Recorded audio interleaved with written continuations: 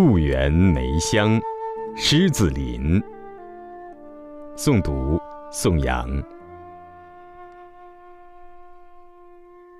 狮子林腊梅皆成小景，或石前窗后，或院角墙根。由那窗中隔墙透出3两枝来，很是惹人注目，使得游者总欲惊喜。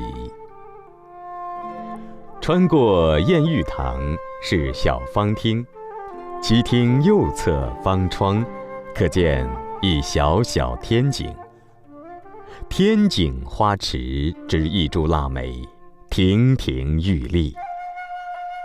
四周花窗、井门、壁墙的粉白，将梅树深色的枝干、淡黄的花朵衬托得十分雅致。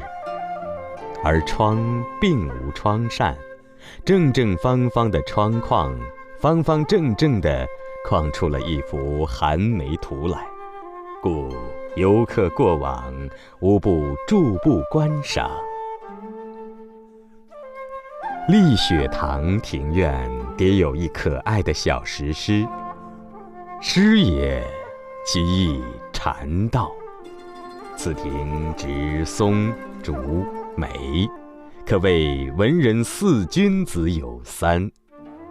若是在古代，那兰草自是在丽雪堂中基案之上清供，然腊梅的绽放仿佛在寒冬为这庭院带来早春天喜气。至于堆叠奇态的湖石之中，其曲折的树干颇得古意，而墙上的圆洞窗以及窗里透出的彩色装饰玻璃，使得这古典小景又再添一分别趣。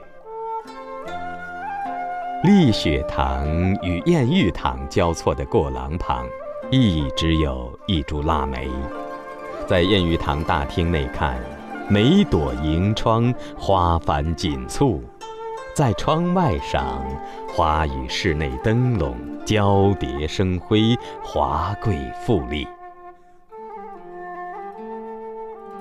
而见山楼下的假山小道旁的一丛腊梅，却是稀稀疏疏，野趣横生，梅香馥郁芬芳，向四周的山石散发开来。